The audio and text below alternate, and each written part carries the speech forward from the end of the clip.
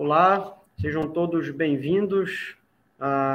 Hoje, quarta-feira, e a nossa pauta de hoje é eleições argentinas. Muito prazer, eu me chamo Gustavo Freitas, sou colunista de política internacional do Jornal Liberal, escrevo, falo, e hoje a gente vai debater um pouco sobre o cenário na Argentina, que há poucos dias atrás passou pelas chamadas PASSO, que são as prévias obrigatórias na Argentina, em que o eleitor vai escolher quem serão os candidatos a disputar a eleição. E, contrariando todas as pesquisas, o que todo mundo esperava é que a candidata Patrícia Bullrich, do Juntos por el Cambio, de centro-direita, saísse à frente, com o Sérgio Massa, ministro da Economia do atual governo, em segundo, e Javier Milei, o fenômeno Javier Milei, aparecendo em terceiro.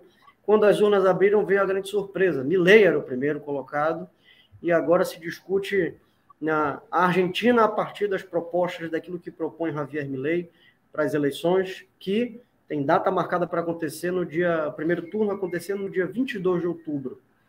E para conversar sobre isso, a nossa convidada é a Janaína Figueiredo, que é repórter especial do jornal O Globo, vive na Argentina, então há muitos anos se dedica a falar de Argentina, então conhece mais do que todo mundo sobre esse assunto, e está aqui hoje para conversar com a gente, falar um pouco da situação no país, de como está o fervor da população para esse momento único, vamos dizer assim, nesse processo eleitoral que a Argentina está passando. Janaína, seja muito bem-vinda, é um prazer receber você aqui no Jornal Liberal. Fala para a gente como é que está o sentimento do argentino na rua com as eleições que vão acontecer. Bom, primeiro, muito obrigada pelo convite, Gustavo, a todos vocês do Liberal, a todos os espectadores, né, do estado do Pará e de outros estados brasileiros que possam estar acompanhando essa conversa, porque eu sei que a Argentina é um assunto que realmente interessa muito aos brasileiros, né, de todo o país. Realmente, devo dizer, como você disse, né, eu venho acompanhando a Argentina há muitos anos como jornalista, desde 99, desde o século passado, né, podemos dizer, já 24 anos. E já nesses 24 anos acompanhei muitas crises, eleições, colapsos da economia, enfim, tudo que você puder imaginar, confiscos bancários, presidentes que renunciam na metade do seu mandato e etc. Escrevi recentemente no jornal o Globo, onde trabalho desde 99, justamente, uma matéria que fala sobre essa crise atual e como ela está trazendo de volta, né, provocando uma sensação de déjà vu, né, de voltar a viver a crise de 2001, que foi uma crise muito grave, que teve confisco de depósitos bancários, calote da dívida pública, 5 presidentes passando pela Casa Rosada em menos de 2 semanas, e saques, enfim, 30 mortos nas ruas de Buenos Aires, da província de Buenos Aires. Foi uma situação realmente muito grave, que criou um trauma social, né? Os argentinos ainda têm muito presente a crise de 2001. E as cenas que a gente está vendo nos últimos dias, nas últimas semanas, principalmente os saques, uma onda de saques a comércios de várias províncias argentinas, que é algo que a gente não viu em 2001. Em 2001 foi muito concentrado na província de Buenos Aires, lembro muito bem. Agora a gente tem saques em Córdoba, em Mendoza, em Neuquén, em Rio Negro, enfim, ao redor de várias regiões do país, e isso é uma novidade. Também é uma novidade que eles são organizados por grupos de WhatsApp, né? O WhatsApp entrando aí em cena também na crise argentina, através dessas organizações digitais dos saques, porque em alguns casos eles de fato não são espontâneos e se misturam com uma situação social dramática, né? A gente tem muita gente passando fome na Argentina, e isso é uma realidade, mas também é uma realidade, devemos dizer, que muitos desses saques têm uma organização por trás, né? Que obviamente aproveitam essa situação social dramática. Então, a gente tem muita tensão pela política, né, por esse resultado que você mencionava das primárias, surpreendente para alguns, não para mim, que venho observando o fenômeno. Para você também não, né? Para mim, não estou nem um pouco surpreso também. Pois é, nós brasileiros que já tivemos o fenômeno Jair Bolsonaro, já acompanhamos o que foi o governo Bolsonaro, e eu lembro muito bem que em 2018 muita gente dizia no Brasil: Bolsonaro não vai chegar, Bolsonaro não vai ganhar, não, ele pode até passar para o segundo turno, mas ele não vai ganhar. E ele ganhou, e ele foi eleito, e nós tivemos 4 anos de governo Bolsonaro. Então, quando eu vejo o fenômeno Javier Milei, que tem semelhanças e diferenças com o fenômeno de Jair Bolsonaro, eu não tenho nenhuma dúvida de que ele tem altíssimas chances de ser o próximo presidente da Argentina, inclusive de ganhar essa eleição no primeiro turno, né? Temos pesquisas, hoje a gente publicou no jornal O Globo uma matéria mostrando que as pesquisas mais recentes apontam um provável cenário de segundo turno entre Milei e o candidato do governo, que é o ministro da Economia, Sérgio Massa. Mas tem outras pesquisas que os jornais não estão publicando, mas eu tive acesso, que mostram uma possibilidade de cenário de vitória de Milei no primeiro turno. Isso não pode ser descartado, e muito menos com o aprofundamento da crise econômica, que é o principal elemento do qual Milei se alimenta para crescer nas pesquisas com a sua proposta de dolarizar a economia, etc. Então, para resumir a sua primeira pergunta, a Argentina está num momento de muita tensão política, pelo que pode implicar, né, o impacto de ter um presidente de extrema-direita, que é um outsider, que é um antissistema, uma coisa inédita na história da Argentina, e isso se mistura com uma situação econômica crítica e social dramática. Quer dizer, eu acho que é a tempestade perfeita, né? É a tempestade perfeita, exatamente. Janina, eu tive a oportunidade de estar em Buenos Aires no início do governo do Macri e logo depois, durante meados, na metade do governo do Alberto Fernandes, logo depois da pandemia. Eu lembro que tinha um sentimento, na época do início do governo do Macri, aquele sentimento: caramba, eu acho que agora as coisas vão dar certo. A gente saiu daquela coisa da Cristina Kirchner, Néstor Kirchner, Cristina Kirchner, saímos um pouquinho do peronismo, eu acho que agora o negócio vai dar certo. Não deu. E aí voltaram para um candidato peronista, né, Alberto Fernandes, e aí tinha uma expectativa: caramba, acho que foi muito mal, então talvez com um cara que é daqui do sistema a gente consiga fazer dar certo. Não deu. É aquela coisa, parece que o poço pode sempre ficar mais fundo. E a sensação é que os argentinos resolveram chutar o balde. Eu não julgo. É muito difícil numa situação política em que você olha para os lados, você elege alguns lados, e todo mundo falha politicamente com você, decide chutar o balde. Nesse chute de balde, para mim, que eu acredito que é o que está acontecendo, nessa situação, ainda mais depois do resultado das primárias, pode acontecer do Milei conseguir pegar tantos votos da Patrícia Bullrich e também dos peronistas para liquidar essa eleição já no primeiro turno? Olha, Gustavo, acho que a sua análise é muito boa, realmente compartilho várias das questões que você assinalou, e eu acho que sim, eu acho que o Milei ele é um fenômeno, socialmente ele é transversal, né? Ele passa por todos os setores sociais. Você tem eleitores de Milei na classe alta, na classe média, na classe baixa, jovens, não tão jovens, muitas pessoas votam por Milei e não necessariamente elas têm o mesmo perfil econômico ou social. Você tem alunos de faculdades particulares e alunos de faculdades públicas que votam por Milei. É muito impressionante.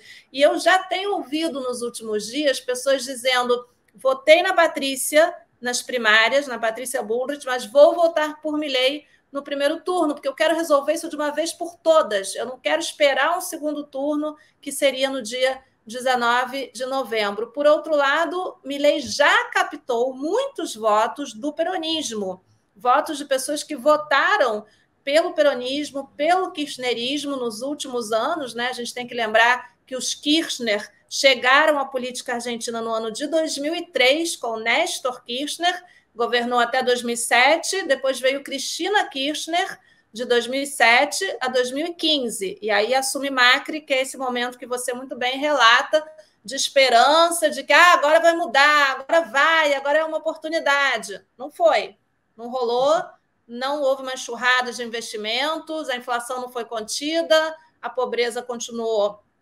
aumentando e Macri teve que recorrer ao Fundo Monetário Internacional, que hoje é o pesadelo da Argentina, né? Esse acordo com o FMI, que exige ajuste, que exige desvalorização. A Argentina desvalorizou no dia seguinte das primárias, por exigência do Fundo Monetário Internacional, uma desvalorização de 20%, segundo o governo, o FMI queria 60%. Você pode imaginar, se com 20% a gente já teve aqui foi uma montanha-russa, porque aqui quando o dólar sobe, sobe tudo, absolutamente tudo, até o preço da terra, do papel, do pão integral, qualquer coisa sobe porque o dólar subiu. Está tudo condicionado ao dólar.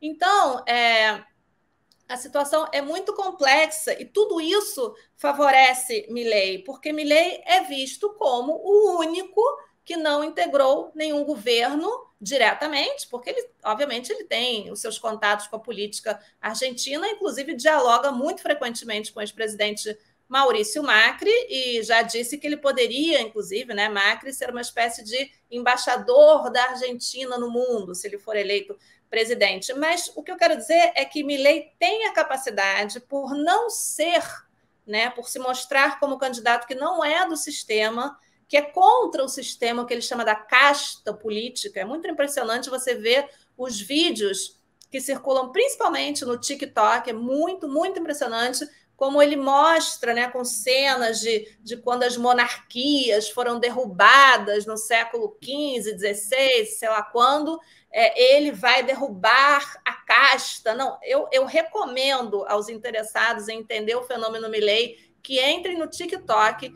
e vejam os vídeos que a tropa digital, que é realmente um movimento espontâneo de seguidores dele que estão permanentemente alimentando aquela rede, mostram ele como o candidato que vai acabar com os privilégios da classe política, da casta política, como ele chama. E nessa casta estão todos, estão os peronistas, os kirchneristas, né, que é um subgrupo dentro do peronismo, o pessoal do Macri. Então, ele tira voto de todo mundo. Ele hoje é o favorito na eleição argentina. Isso ninguém discute. As pesquisas estão dando ele em primeiro lugar, com vantagens maiores ou menores em relação à Massa. E Patrícia Bullrich eu já considero carta fora do baralho, acho que ela não tem chances, porque ela oferece essencialmente muitas coisas similares a Milei, e ela não é o fenômeno que é Milei, né? Ela não tem como competir com Milei. Então, eu acho que sim, Gustavo, eu acho que o Milei pode ficar com votos de Patrícia, porque ele é o que pode derrotar o kirchnerismo, o governo atualmente no poder, e eu acho que ele tira votos do Massa, porque o Massa é o ministro da economia do desastre, né? Então, realmente, para ele é muito fácil tirar votos do Massa. Essa é uma eleição hoje polarizada, já escrevi isso, inclusive, nessa semana no jornal o Globo, entre Milei e Massa, ou seja, o governo peronista. O resto já se diluiu, não se fala praticamente na candidata Patrícia Bullrich aqui na Argentina. E porque assim, foi uma coisa muito... Eu não esperava que, por exemplo, a Patrícia fosse derreter tão rápido como ela derreteu. Ela se tornou quase uma candidata fantoche depois que veio o resultado das primárias. Sim. E aí vem a minha pergunta. O Milei propõe um monte de coisa. Faz promessas, na verdade, praticamente todas são promessas que são mirabolantes. Não no sentido de achismos da população, mas no sentido de viabilidade política. O Milei fala, como você falou aí, da dolarização da economia, que é uma experiência que seria nova para um país das dimensões da Argentina. Ele fala em dinamitar, né, o Banco Central, fala muito de praticamente acabar com o governo central, na redução dos ministérios. E aí vem a minha dúvida para você que vive isso aí diariamente. Qual vai ser a viabilidade política do Milei realizar isso? Porque, pelo que eu estou vendo, o fenômeno é o Javier Milei. não é um partido do Javier Milei. Então, não sei se se ele vai eleger uma grande bancada, eu não vejo, só não estou vendo caminhar para isso. Ele eleger uma grande bancada de deputados para ajudar ele dentro do Congresso. Qual vai ser a viabilidade política para o Milei trabalhar esse Congresso nos próximos 4 anos e tentar fazer tudo o que ele está prometendo? Essa é uma pergunta que muitas pessoas se fazem aqui na Argentina, Gustavo. No melhor dos casos, os cálculos indicam que ele poderia ter 40 deputados numa casa que tem 272 cadeiras. Quer dizer, ele seria uma minoria, não sei sequer se é a primeira minoria. Ele vai ter que negociar, e ele sabe disso, ele vai ter que articular. E se você, mais uma vez, recomendo que as pessoas vejam vídeos, entrevistas e como ele se refere a um assunto ou outro, ele não é uma pessoa muito fácil para você negociar. Ele é uma pessoa radical, ele tem posições quase fundamentalistas, né, do tipo, eu não falo com comunista, eu não falo com socialista, eu não negocio com a casta, eu não sei o quê, eu não sei o que lá. Então, a gente se pergunta, né, como ele, que diz que vai acabar com a casta política, e se a gente segue esse raciocínio, a casta está dentro do Congresso Nacional, lá está a casta política, como ele vai negociar com o que ele diz que quer, como você menciona, dinamitar, né? Então, assim, surge essa dúvida. A minha avaliação é que, obviamente, ele está em campanha e ele está dizendo muitas coisas que depois ele vai ter que rever, porque uma coisa é você estar em campanha, outra coisa é você governar. E acho que, se ele for eleito, a figura central para as negociações que ele vai ter que encarar, porque essa história de que, senão eu resolvo com plebiscito, não funciona na Argentina, não está previsto na Constituição argentina você aprovar iniciativas, reformas por plebiscito. O único elemento que ele poderia usar é o decreto de necessidade e urgência, que é uma ferramenta do presidente argentino, mas ele tem limitações, você não pode fazer tudo o que ele pretende com decretos de necessidade e urgência, e ele vai ter que negociar, e eu acho que aí ele vai ter que recorrer ao ex-presidente Maurício Macri, que o apoia nas sombras, nos bastidores, e isso tem muito a ver com o derretimento de Patrícia Bullrich, que, diga-se de passagem, está furiosa com essa atitude do ex-presidente Macri, porque ele colocou ela numa situação totalmente insuperável. Como é que você vai se recompor, se tornar uma candidata competitiva, quando o seu padrinho político, a pessoa que supostamente deveria estar te dando, né, uma base essencial para você crescer nessa eleição, fica, de certa maneira, ali, indo para um lado, para o outro, fala com um, fala com o outro, desmente muito timidamente que não seria parte de um governo de Milei, mas se o Milei sai e fala publicamente, Macri vai ser meu embaixador, houve uma conversa, né? O Milei não vai sair falando isso à toa. Então, eu acho que essa inviabilidade que a gente vê quando faz uma análise muito rápida teria uma alternativa de ser superada com essa aliança, com essa articulação com o Macri. Mas, mesmo assim, eu acho muito difícil que o programa que Milei propõe, que está inspirado em países que fizeram grandes reformas, como a Irlanda, por exemplo, que é um país que eles mencionam, né, os assessores diretos e indiretos de Milei, fizeram, que isso seja viável num país como a Argentina. E aqui vou aproveitar rapidamente para vender o meu peixe também, porque eu estou lançando um livro agora em setembro, que se chama Que Passa Argentina, pela Globo Livros, e o livro tenta explicar um pouco vários aspectos do país, mas um deles é o que aconteceu com aquele país, que foi um dos mais ricos do mundo, a 7ª economia do mundo no início do século passado, e hoje está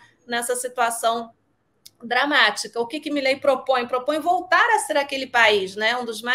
Uma potência global. Mas como você consegue isso depois de 80 anos de peronismo, de um peronismo que está absolutamente instalado dentro do Estado argentino, que é enorme, como você dizia, ele quer reduzir o número de ministérios de 21 para 8. Como é que você vai fazer isso sem resistências, sem os sindicatos nas ruas, os movimentos sociais, os chamados piqueteiros, né, que já estão voltando às ruas rapidamente, bloqueando estradas enfim, ruas de várias cidades argentinas, ele vai enfrentar uma resistência enorme. E ele fala num programa de governo, num projeto de país que implicam 35 anos, segundo ele, de reformas. 35 anos na Argentina é uma eternidade, é quase o que o país tem de democracia depois da última ditadura. Esse ano o país completa 40 anos de democracia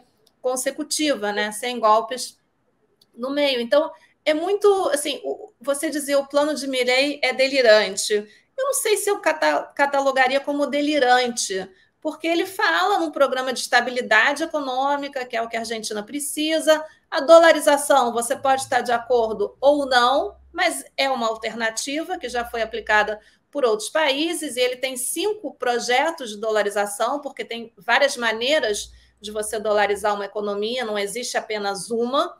Então, existem programas feitos por economistas sérios, de direita, liberais, mas são economistas, pessoas formadas, profissionais, que não estão aparecendo. Ele, diferentemente de Patrícia Bullrich, não disse quem seria seu ministro da Economia, mas o problema não é que os planos sejam delirantes ou não, isso fica, acho que a critério de cada um, a opinião de cada um. O problema é contar com o apoio, com uma sociedade que queira caminhar nesse sentido, fazer os sacrifícios que têm que ser feitos, que os sindicatos queiram se reestruturar e funcionar em função desse novo modelo de uma economia aberta ao mundo. A Argentina é uma economia hiper fechada. Enfim, a quantidade de mudanças que o país tem que aceitar pacificamente para que esse projeto, que deu certo na Irlanda, que deu certo na Estônia, mas vai dar certo na Argentina, é o que me pergunto. E eu acho que é difícil, eu acho que é muito difícil, eu acho que tem muita gente que gostaria que desse certo, mas eu acho que tem muita gente que vai ser contra, e gente que é capaz de fazer barulho, que é capaz de realmente botar pedras no caminho, e eu acho que isso vai criar esse clima de inviabilidade, e nós sabemos como essas coisas terminam na Argentina, né, Gustavo? Com certeza.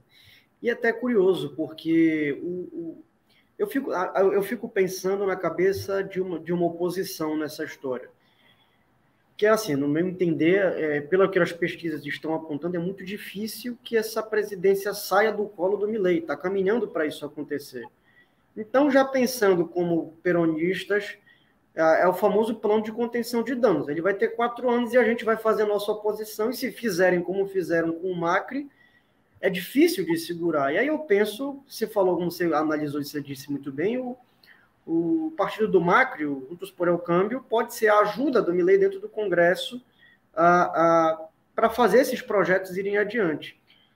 Mas será que vai todo mundo adentrar nessa aventura do partido de ir para uma coisa que não tem estabilidade?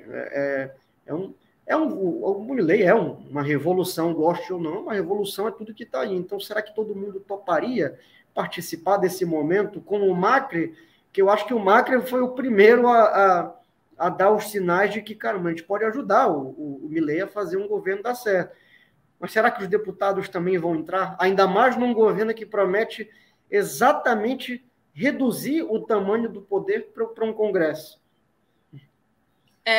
Eu acho que a possibilidade de um racha na aliança Juntos pela Mudança, que é uma aliança, como seu nome indica, e não tem só o PRO, que é o partido criado pelo Macri, né, a proposta republicana, tem também a tradicional União Cívica Radical, que é um partido histórico na Argentina. Eu falo muito na União Cívica Radical no meu livro, né, porque teve grandes presidentes radicais, a Argentina, Hipólito Yrigoyen, por exemplo, derrubado no golpe de 1930, é um partido com muita história, né, que está presente em toda a Argentina. Não vejo a União Cívica Radical se unindo, apoiando o governo de Javier Milei. A coalizão cívica, que é liderado, você deve conhecer, quem conhece bem a Argentina já deve ter ouvido esse nome, a Elisa Carrió, que foi candidata à presidência, foi uma super crítica da Cristina Kirchner e virou depois aliada do Macri. Ela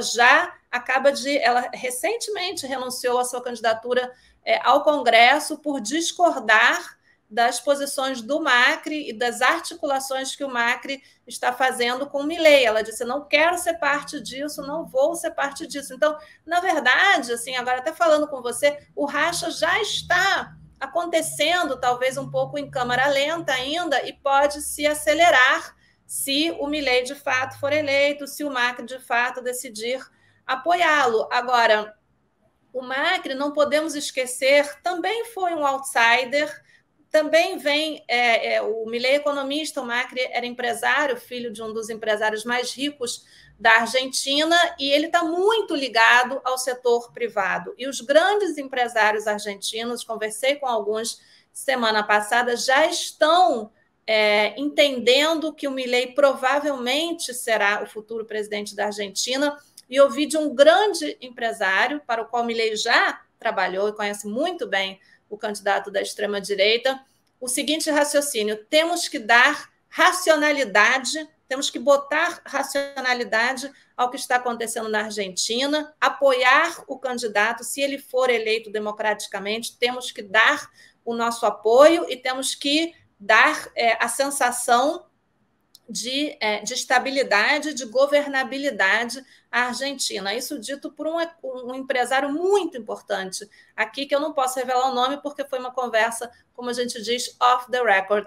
Mas eu acho que isso representa um pouco o que o Macri está ouvindo, né? Se os empresários estão dizendo: olha, se o Milei ganhar democraticamente, a gente vai apoiá-lo. Então, eu acho que o Macri está indo nessa onda, né? Ele está vendo que o setor privado, que os grandes empresários, os bancos, setor financeiro, etc., está já, digamos assim, assimilando essa realidade e se posicionando de uma maneira positiva e não tentando impedir que Milei chegue à presidência. Eu não vejo na Argentina o que aconteceu em outros países, inclusive no Brasil, de criar-se um movimento pela democracia para impedir que o Milei seja presidente, por considerar que ele seria uma ameaça à democracia, como sim aconteceu no Brasil na eleição do ano passado, e muitas pessoas que, inclusive, tinham brigado com o presidente Lula se reaproximaram, recompuseram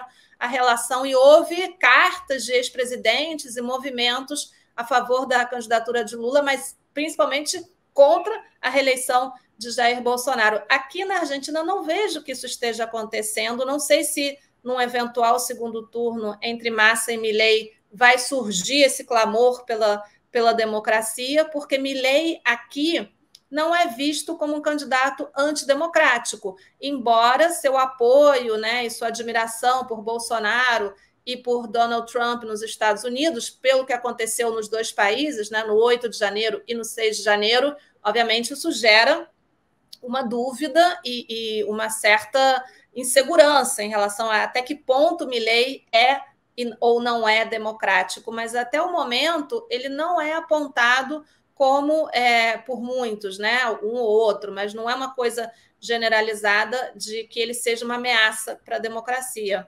Então, eu acho que realmente, assim, daqui a pouco está virando uma avenida, sabe?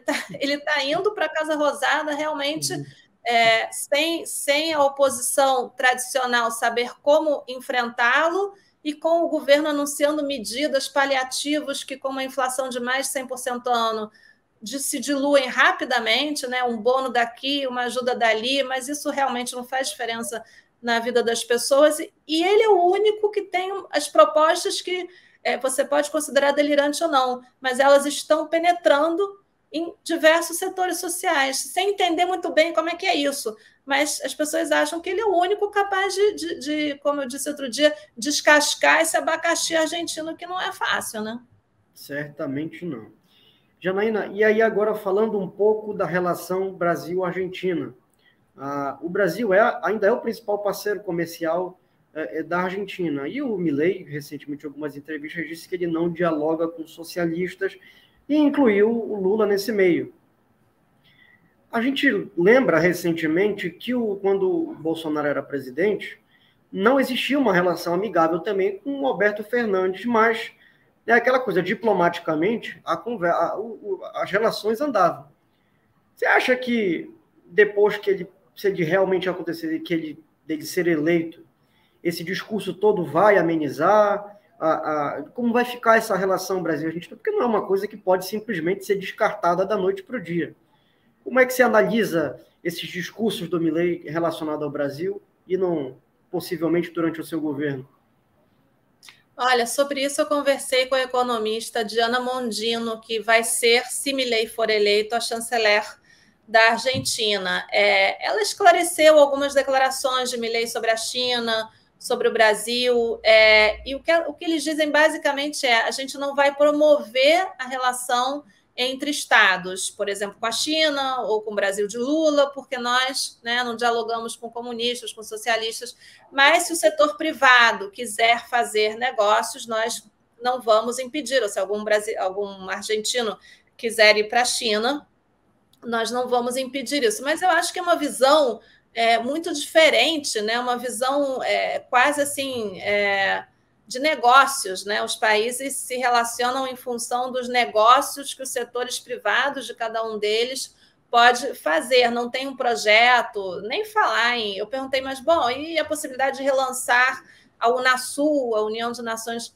Sul-Americanas? Ela disse, bom, não estou muito informada sobre isso, se for bom para a gente, ótimo, e se não for bom, será descartado. O que a gente quer é aumentar nossas exportações, vender mais para o mundo, abrir a nossa economia. Esse é o foco da visão internacional do governo de Milei. Milei já deixou muito claro, ele disse literalmente, o meu alinhamento será com Israel e com os Estados Unidos. Isso não se discute, e o Brasil não entra, obviamente, no grupo de países com os quais ele quer ter uma relação privilegiada. Provavelmente ele vai tirar a Argentina dos BRICS, não tem nenhuma dúvida disso.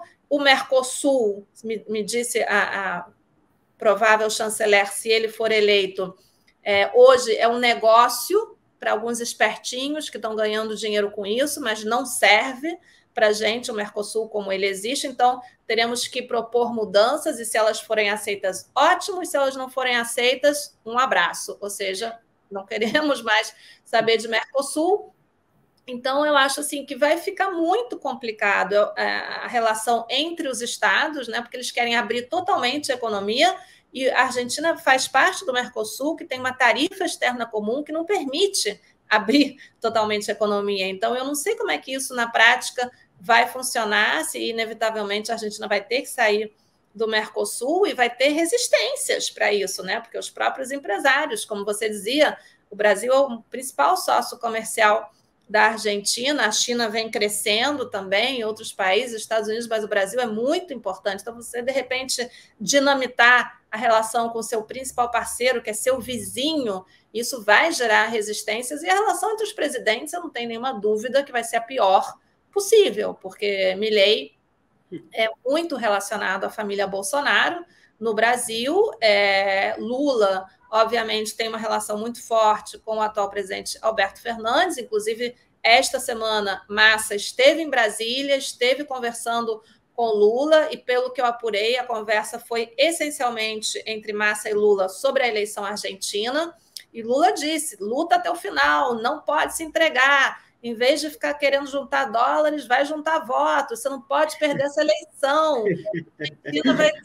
Não, o Lula está apavorado com a eleição argentina, porque, obviamente, para o governo dele, perder um governo aliado no seu principal parceiro vizinho é uma péssima notícia, né? Eu acho que assim, o Lula não imaginava que isso pudesse acontecer. Então, depois desse apoio todo que ele está dando para o Fernandes, a última coisa que o Milei vai querer é recompor a relação com o governo Lula. Ele não vai ter o menor interesse em ter relação com o governo Lula. O foco dele vai ser Estados Unidos, e se Donald Trump for reeleito no ano que vem, coisa que nenhum de nós pode descartar, nos Estados Unidos, eu acho que a situação para o Brasil vai ficar ainda mais complicada, porque aí você vai ter uma aliança muito forte entre Argentina e Estados Unidos, e o Brasil de fora, né? O Brasil totalmente isolado dessa parceria. Então, a minha avaliação, as perspectivas que eu vejo para a relação bilateral são as piores possíveis. Eu assisti uma vez, né, numa entrevista o Putin estava conversando, o presidente da Rússia estava conversando com alguém, eu não lembro quem era o entrevistador, e assim, não vou lembrar exatamente as palavras, mas o entrevistador perguntava como era a relação dele com os presidentes dos Estados Unidos. Ele basicamente dizia, olha, a gente só conversa com os presidentes depois que eles são eleitos, porque a grande maioria dos candidatos entra no processo eleitoral achando que o poder é uma coisa.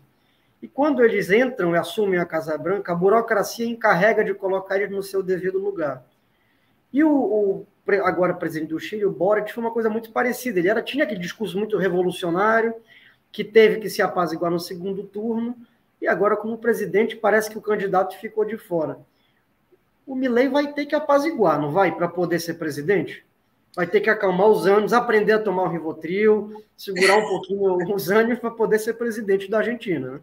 Né? Olha, o Milei, ele tem uma personalidade muito interessante. Meu vício ultimamente é ficar assistindo entrevistas, palestras, atos de campanha. É uma coisa muito impressionante.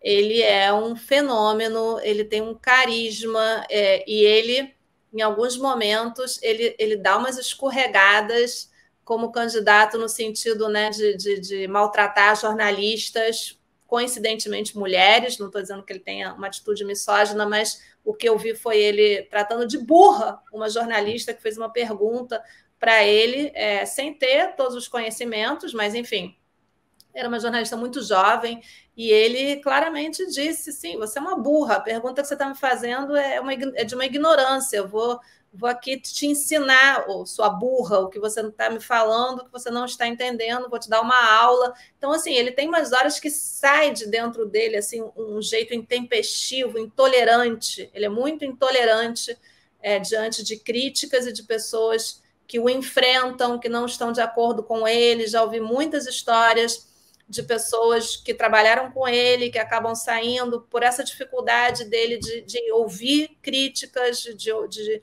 conviver com pessoas que não necessariamente estão de acordo com ele. Ele vive num círculo muito, muito fechado de colaboradores, onde a irmã dele realmente tem uma influência, um poder enorme ali. Então, eu me pergunto como uma pessoa com essa personalidade, uma pessoa muito explosiva, né, que tem umas reações assim, realmente, às vezes, descontroladas, vai funcionar como presidente de um país, né, onde você tem que delegar, onde você tem que negociar, onde você tem que... Você não pode simplesmente dizer, eu não converso com comunistas. Você não vai conversar com o presidente da China, você não vai conversar com presidentes que não são da sua mesma ideologia, né? É muito complicado isso. A Argentina nunca teve nada semelhante. No Brasil tivemos um governo difícil, né? Que foi o governo Bolsonaro, que nas relações internacionais queimou muitas pontes com muitos países e criou umas situações complicadas para o Brasil, que começaram a ser recompostas pelo Itamaraty ainda na gestão de Bolsonaro, quando o chanceler passou a ser Carlos França. Mas eu acho que no caso de Milei é uma grande incógnita, Gustavo. Como é que essa pessoa que a gente vê nessas entrevistas, nesses vídeos, nesses atos de campanha que parecem shows de rock, uma coisa às vezes meio de seita, todo mundo gritando e cantando hinos, e umas coisas assim que você não termina de entender exatamente o que essas pessoas estão falando. Como é que isso vai virar um governo? Como é que isso vai chegar na Casa Rosada e vai assumir um país com uma crise do tamanho que a crise argentina tem nesse momento? Eu quero ver isso acontecer, e estou tão curiosa como você. Agora, se ele vai apaziguar ou não vai apaziguar, eu realmente não sei. Eu acho que é uma grande incógnita, porque ele nunca foi sequer prefeito, ele só foi deputado, ele foi eleito deputado em 2021. Até então, ele era um economista que participava de programas de televisão, porque dá muita audiência quando ele vai, ele tem uma personalidade muito carismática, ele faz as pessoas rirem, ele é uma figura, assim, às vezes até engraçada, assim, tem algumas coisas que você acha graça, mas, né, para ser presidente, enfim, é complexo. Janaína, a gente vai caminhando para o encerramento dessa entrevista. Eu queria te fazer uma pergunta, que ele fala muito disso da casta política. E isso invariavelmente cita, mesmo que ele não diga isso diretamente, isso invariavelmente inclui o peronismo. E como você bem disse, o peronismo para mim não é nenhuma casta. O peronismo é quase o sistema político da Argentina. Praticamente o sistema inteiro da Argentina está dentro do peronismo. E muita gente acha que o peronismo é de esquerda, e embora boa parte realmente sejam candidatos, sejam personalidades de esquerda, mas o peronismo ele engloba todos os lados do campo político. 4 anos de mandato pode ferir esse peronismo? Olha, isso está no meu livro, hein? Não é que eu quero vender todos então os livros. Deixa para quem comprar o livro. Mas só lembrando que vai estar nas livrarias em setembro, porque passa a Argentina. Já está na Amazon online, se quiserem dar uma olhadinha. Mas tem um capítulo dedicado ao peronismo, principalmente, né? A história do peronismo, o que é o peronismo, né? Os argentinos tem esse movimento político que até eles mesmos, quando eu perguntava para o livro, me diziam, mas você quer explicar para o Brasil que a gente não entende aqui na Argentina? Boa sorte com isso, né?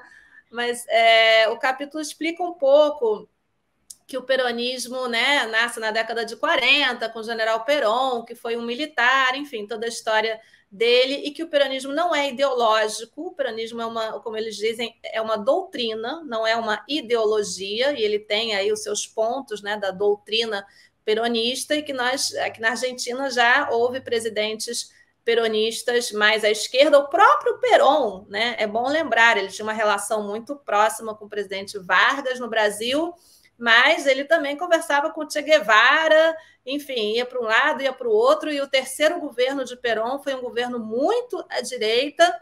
Ele morreu em 74, né? É bom lembrar, aí passou a presidência para sua esposa daquele momento, Isabelita Perón, que governou muito à direita, inclusive com movimentos, né, de violência, enfim, houve muita violência no terceiro governo do Perón, enfim, a Tríplice A é uma longa história, mas o peronismo, o próprio Perón já foi mais à esquerda, mais à direita, e depois da redemocratização você teve o Carlos Menem, que foi o presidente de 89 a 99, que foi um peronismo de direita, um peronismo neoliberal, consenso de Washington, abertura da economia, relações carnais com os Estados Unidos, e depois veio Kirchner, que não era um líder, devo dizer, de esquerda, mas aproveitou aquela onda rosa dos anos 2000, né, com o próprio Lula no Brasil, Chaves, Correia no Equador,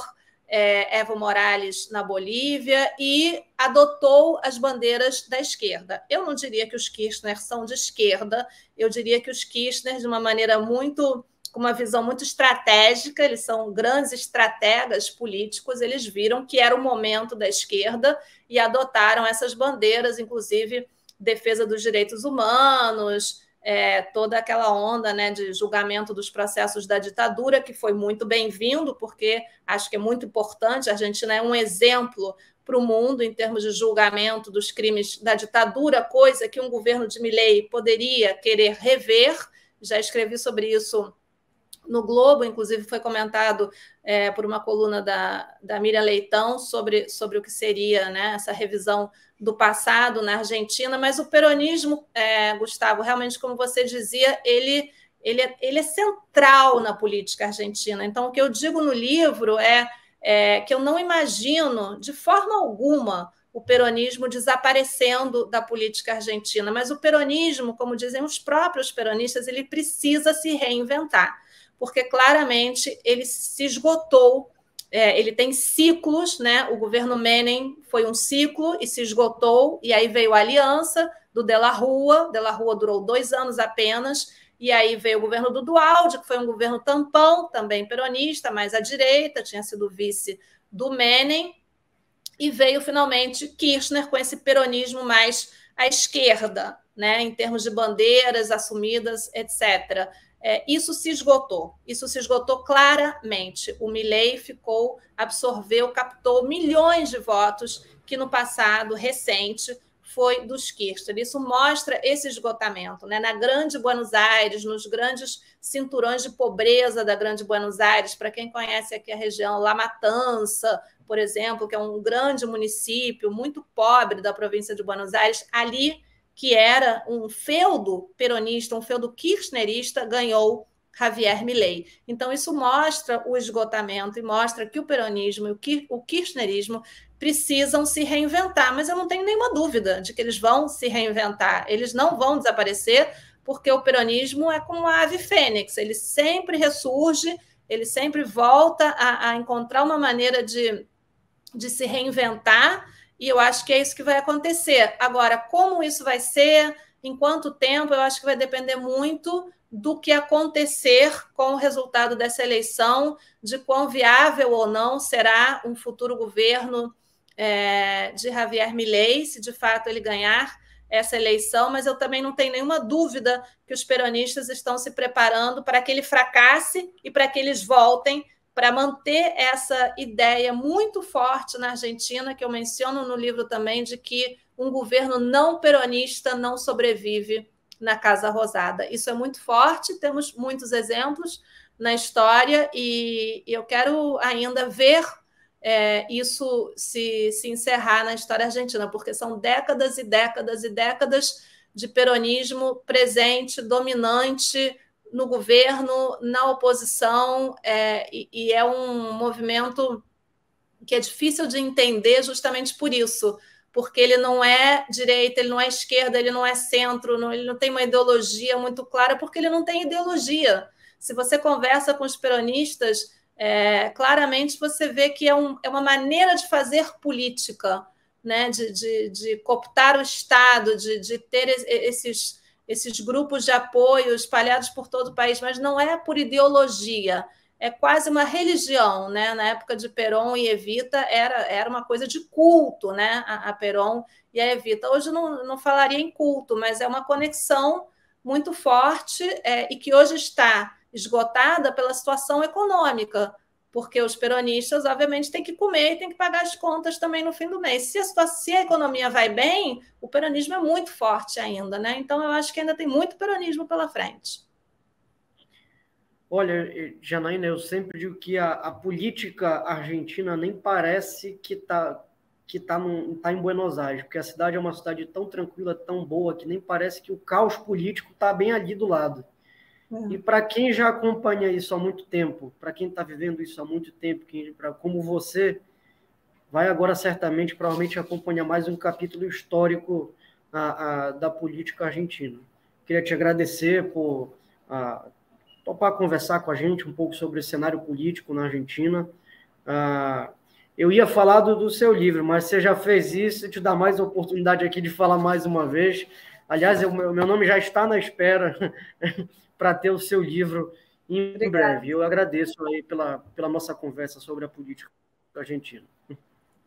Eu que agradeço, espero que você goste do livro, é meu primeiro livro, então estou na expectativa com aquele frio na barriga, mas eu espero que as pessoas gostem, que principalmente sirva para que os brasileiros entendam um pouquinho mais, né, desse país tão fascinante que é a Argentina. Gustavo, muito obrigada pelo convite.